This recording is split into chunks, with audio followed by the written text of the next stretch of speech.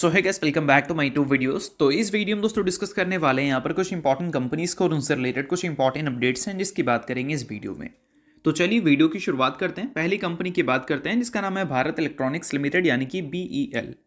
But इसको discuss करने से पहले दोस्तों, अगर आपने अभी तक चैनल को सब्सक्राइब नहीं किया है तो चैनल को सब्सक्राइब करके बेल आइकन को प्रेस कर लो और साथ में सेबी रजिस्टर्ड टेलीग्राम चैनल को भी आप ज्वाइन कर सकते हैं जिसका लिंक आपको डिस्क्रिप्शन में देखने को मिल जाएगा। और एक डिस्क्लेमर भी है, जो भी कंपनी से रिलेटेड न्यूज़ एंड अपडेट्स हम लोग कवर करेंगे वो सारी न्यूज़ एंड अपडेट्स सिर्फ और सिर्फ एजुकेशन पर्पस के लिए है, सीखने के लिए है। तो इसको किसी भी तरह का इन्वेस्टमेंट एडवाइस मत समझना, आप खुद से रिसर्च और एनालिसिस भी कर सकते हैं। चलिए दोस्तों वीडियो की शुरुआत करते हैं। सबसे पहले बात करते हैं भारत इलेक्ट्रॉनिक्स से रिलेटेड कुछ इंपॉर्टेंट न्यूज़ एंड अपडेट्स के बारे में। सो दोस्तों आज के दिन की बात करें तो ये कंपनी काफ़ी ज़्यादा फोकस में देखने को मिल रही थी क्योंकि आज के दिन इस कंपनी का परफॉर्मेंस हमें काफ़ी अच्छा देखने को मिला था।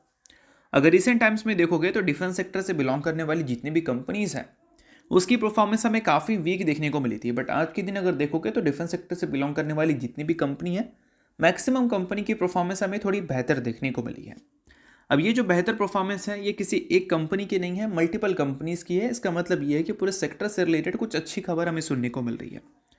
खबर दोस्तों यहाँ पर यह है कि एक रिपोर्ट आ रहा है जिस रिपोर्ट में मेंशन किया गया है कि इंडिया और यूरोपियन यूनियन के बीच में आपको फ्री ट्रेड एग्रीमेंट साइन होता हुआ नजर आ सकता है अपकमिंग समिट में। और इस कारण आपको Hindustan aeronautics limited, Bharat dynamics और भारत इलेक्ट्रॉनिक्स लिमिटेड जैसी कंपनीज अच्छा परफॉर्मेंस डिलीवर करती हुई दिखी है। अब देखो यहाँ पर मेंशन है कि इंडिया और यूरोपियन यूनियन जो है वो फ्री ट्रेड एग्रीमेंट साइन करने के लिए काफ़ी बोल सकते हैं क्लोज है और साथ में फॉर्मल डिफेंस पार्टनरशिप भी हमें साइन होती हुई नजर आ सकती है इंडिया और यूरोपियन यूनियन के बीच में। और इस वजह से जो भी कंपनीज डिफेंस मैन्युफैक्चरिंग करती है, मतलब डिफेंस सेक्टर में प्रोडक्ट्स मैन्युफैक्चरिंग करने का काम करती है और उनके प्रोडक्ट्स की एक्सपोर्ट अगर हैं तो उस कारण ये सारी कंपनीज को काफ़ी अच्छा फ़ायदा हो सकता है इस डील से। और इसमें ऑब्वियस सी बात है, भारत डायनेमिक्स जैसी कंपनीज आपको देखने को मिलेगी, BEL जैसी कंपनीज भी देखने को मिलेगी और HAL जैसी कंपनीज भी आपको देखने को मिलेगी जो कि डिफेंस में सबसे इंपॉर्टेंट एयरक्राफ्ट मैन्युफैक्चरिंग करती है। और देखो दोस्तों, अगर हम बात करें भारत इलेक्ट्रॉनिक्स के बारे में तो ये कंपनी का जो करंट ऑर्डर बुक है वो 75,600 करोड़ का देखने को मिलता है अक्टूबर एंड 2025 तक। ये कंपनी की कंसिस्टेंसी काफ़ी बेहतर है और ये कंपनी की कंसिस्टेंसी बेहतर है तो इसका मतलब इस कंपनी के ऑर्डर बुक पे हमेशा आपको नज़र रखना है। जितनी स्ट्रांग ऑर्डर बुक होंगे उतनी अच्छी कंसिस्टेंसी कंपनी आने वाले कल में भी अपने रेवेन्यू एंड प्रॉफिट में दिखा सकती है। कंपनी ने गाइडेंस दिया था 2026 के फाइनेंशियल ईयर में हम मिनिमम 27,000 करोड़ का तो ऑर्डर गेन करेंगे और 57,000 करोड़ का QRSM ऑर्डर कंपनी को मिल जाता है तो ये नंबर ऑर्डर बुक का, टोटल ऑर्डर बुक का 1 लाख करोड़ के ऊपर निकल जाएगा। और इन सारे कारणों की वजह से जो BEL ने गाइडेंस दिया था अपने रेवेन्यू ग्रोथ का अगले 5 सालों के लिए वो 15% से लेकर 17.5% CAGR का था। ये इसलिए इतना अच्छा है क्योंकि कंपनी की एक्सपेक्टेशन है कि ऑर्डर पाइपलाइन कंपनी के काफ़ी स्ट्रांग है और साथ में गवर्नमेंट की तरफ से लगातार कंपनी को सपोर्ट मिल रहा है डिफेंस मैन्युफैक्चरिंग के लिए। और इस वजह से 15% से 17% CAGR की हम एक्सपेक्टेशन रखते हैं अगले 5 सालों में अपने रेवेन्यू ग्रोथ में। और ये अगर ये अचीव कर लेती है तो ये काफ़ी इंप्रेसिव नंबर होगा क्योंकि पिछले 10 साल में कंपनी ने इस CAGR से अपने रेवेन्यू को ग्रो नहीं किया है। इनफैक्ट 3 साल में भी, 5 साल में भी और पिछले 1 साल की भी बात करें तो कंपनी ने 17% से ही रेवेन्यू को ग्रो किया है। अगले 5 सालों में 17.5% CAGR से अगर रेवेन्यू कंपनी ग्रो करती है तो इसलिए 20% से ज़्यादा की ग्रोथ हम कंपनी के प्रॉफिट से उम्मीद कर सकते हैं अगले 5 सालों में। 20% से ज़्यादा की ग्रोथ मतलब 20% CAGR से, ठीक है। तो ये सारी चीज़ों को आप नोट कर सकते हैं अगर आप BEL के शेयर होल्डर हैं तो। सो अब दोस्तों वीडियो में आगे बढ़ने से पहले बात कर लेते हैं एक सेबी रजिस्टर्ड टेलीग्राम चैनल के बारे में जिसका नाम है ट्रेडर पाजी। अब ये सेबी रजिस्टर्ड रिसर्च एनालिस्ट हैं जिनका रजिस्ट्रेशन नंबर आपको यहाँ पर देखने को मिलता है और इनको 8 साल से भी ज़्यादा का एक्सपीरियंस है ऑप्शन एंड स्विंग ट्रेडिंग में। साथ में 3,000 से भी ज़्यादा लोगों को ऑलरेडी ये ट्रेन कर चुके हैं। तो इनके टेलीग्राम चैनल का जो लिंक है वो आपको डिस्क्रिप्शन में देखने को मिल जाएगा। लिंक के थ्रू जाकर जरूर इस चैनल को आप ज्वाइन कर लेना। ज्वाइन करने का सबसे बड़ा प्लस पॉइंट ये है कि काफ़ी सारी कंपनी के टेक्निकल्स को प्रॉपर एनालिसिस कर यहाँ अपडेट किया जाता है जो कि अभी आपको यूट्यूब पे तो देखने को नहीं मिलता, जिसको आप यहाँ पर आकर ज़रूर चेकआउट कर सकते हैं। उसके अलावा दोस्तों मार्केट से रिलेटेड जो समरी होती हैं वो सारी चीज़ें आपको यहाँ पर देखने को मिलती हैं। मार्केट से रिलेटेड जो इंपॉर्टेंट न्यूज़ एंड अपडेट्स होता है वो भी आपको यहाँ पर देखने को मिलता है। साथ में सेबी रजिस्टर्ड टेलीग्राम चैनल है तो इनके कॉल्स वगैरह भी दिखते हैं, जिसको भी चाहो तो आप चेकआउट कर सकते हो। तो लिंक डिस्क्रिप्शन में है, लिंक के थ्रू जाकर बिल्कुल फ्री ऑफ कॉस्ट आप इस टेलीग्राम चैनल को ज्वाइन कर सकते हैं। तो चलिए दोस्तों, इसके अलावा बात करते हैं अगली कंपनी के बारे में जिसका नाम है डिक्सन टेक्नोलॉजीज इंडिया लिमिटेड। अब डिक्सन टेक्नोलॉजी से रिलेटेड दोस्तों एक काफ़ी इंपॉर्टेंट रिपोर्ट आ रही है जिस कारण डिक्सन टेक्नोलॉजी आज के दिन आपको फोकस में दिख रही है, और साथ में डिक्सन टेक्नोलॉजी को ये रिपोर्ट काफ़ी ज़्यादा फायदा दे सकता है अगर ये चीज़ें ऑफिशियल होती हैं तो। अब एग्जैक्ट वो सारी चीज़ें हैं क्या, तो चलिए उसकी बात करते हैं। तो देखो यहाँ पर मेंशन किया गया है कि government reportedly planning major boost for mobile electronic component scheme in budget. इसका मतलब यह है कि ये जो 2027 के फाइनेंशियल ईयर का यूनियन बजट हमें देखने को मिलेगा, उस बजट में गवर्नमेंट प्लान कर रही है mobile electronics component scheme introduce करने का, जिससे क्या है कि वो बूस्ट देना चाहते हैं मोबाइल इलेक्ट्रॉनिक्स मैन्युफैक्चरिंग को। और इस कारण जो भी कंपनी ईएमएस में काम करती है, मतलब ईएमएस वाले सेक्टर में, उन कंपनीज को इससे काफ़ी ज़्यादा फायदा हो सकता है। खासकर दोस्तों यहाँ पर हाईलाइट किया गया है डिक्सन टेक्नोलॉजीज को। अब गवर्नमेंट इससे क्या होगा कि ऑब्वियस सी बात है, डोमेस्टिक मैन्युफैक्चरिंग को स्ट्रेंथ प्रोवाइड करने का काम करेगी इन इलेक्ट्रॉनिक सेक्टर, जहां पर डिक्सन टेक्नोलॉजी एक राजा की तरह आपको देखने को मिलती है। रिसेंट टाइम्स में क्या हुआ है कि डिक्सन टेक्नोलॉजी में जो गिरावट देखने को मिली है वो ग्रोथ कंसर्न की वजह से हुई है ना। बट अगर मान लो गवर्नमेंट की सपोर्ट उनको मिलती है फॉर पीएलआई स्कीम मान लो, तो उस कारण डिक्सन टेक्नोलॉजी के पास एडिशनल काम होगा जिसको लेकर अभी मार्केट में कोई खबर है नहीं।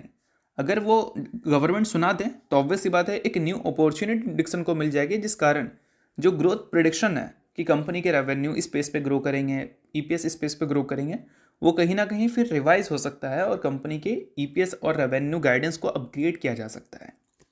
और दोस्तों रिसेंटली एमके ग्लोबल की तरफ से एक रिपोर्ट हमें देखने को मिला था जिसमें उन्होंने बताया था कि डिक्सन टेक्नोलॉजी में रिसेंट टाइम में जो सेल ऑफ हमें देखने को मिली है वो ओवरडन हो चुका है, यानी कि जो गिरावट होनी थी वो हो चुका है।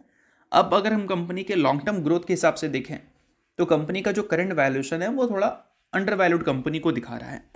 और साथ में उन्होंने ये भी बताया था कि फिलहाल अगर देखोगे कंपनी के जो हेडविंड सिचुएशंस को, उसके अगर बेस के सिनेरियोस को भी अगर हम देखकर चलें तो भी ये कंपनी का जो करंट वैल्यूएशन है वो हमें डिस्काउंट पे देखने को मिलता है। तो ये सारी चीज़ें एमके ग्लोबल की तरफ से हमें सुनने को मिल रही थी।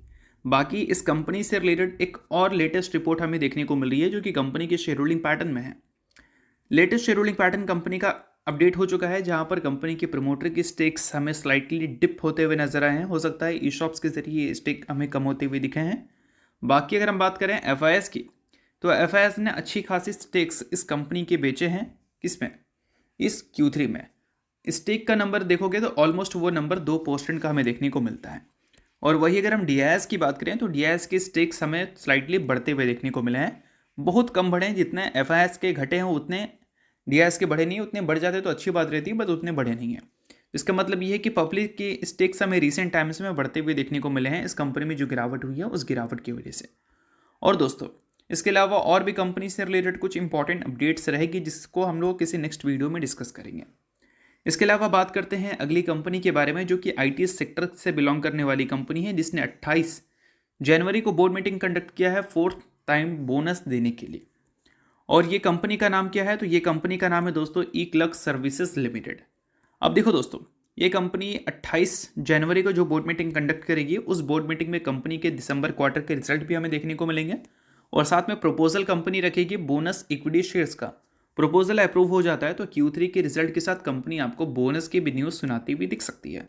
सो अगर आप इस कंपनी के शेयर होल्डर हैं तो बेशक इस न्यूज़ को आप नोट कर सकते हैं। शेयर होल्डर नहीं, आप इग्नोर कर सकते हैं। न्यूज़ तो इस वजह से मैंने बता दिया, बाकी ये कोई भी रिकमेंडेशन नहीं है। नेक्स्ट बात करते हैं दोस्तों केपीआई ग्रीन एनर्जी के बारे में। बट इसको डिस्कस करने से पहले अगर आपने अभी तक सेबी रेस्टो टेलीग्राम चैनल को ज्वाइन नहीं किया है तो उसका लिंक आपको डिस्क्रिप्शन में देखने को मिल जाएगा। लिंक के थ्रू जाकर चैनल को बिल्कुल ज्वाइन आप कर लो। अब दोस्तों केपीआई ग्रीन की बात करें तो हाल ही में इस कंपनी के अर्निंग्स हमें आते हुए देखने को मिले थे, जिसमें कंपनी के जो नेट प्रॉफिट है उसमें काफ़ी अच्छी ग्रोथ देखने को मिली थी। ग्रोथ का नंबर था 48%।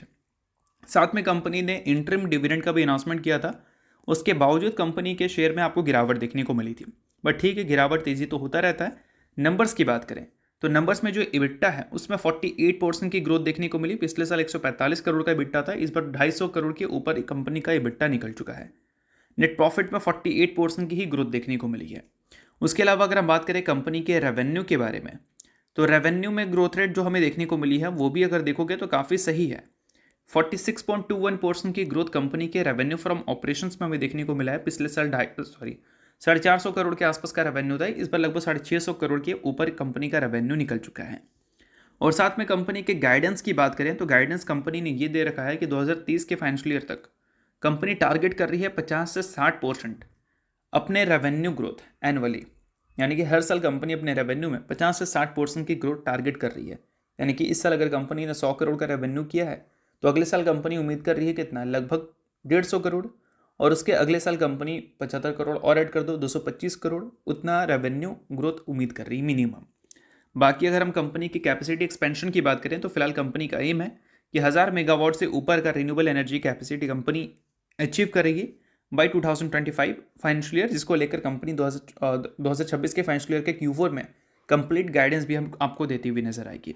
तो ये सारी चीज़ों को आप नोट कर सकते हैं अगर आप इस कंपनी के शेयर होल्डर हैं। बाकी अगर आप शेयर होल्डर नहीं है आप इग्नोर कर सकते हैं। न्यूज़ तो इस वजह से मैंने बता दिया, बाकी ये किसी भी तरह का रिकमेंडेशन नहीं है। तो होप करता हूँ ये वीडियो आपको अच्छा लगा होगा। इंशाल्लाह लाइक कीजिए, पहली बार सब्सक्राइब कीजिए। वीडियो के लिए बहुत बहुत शुक्रिया।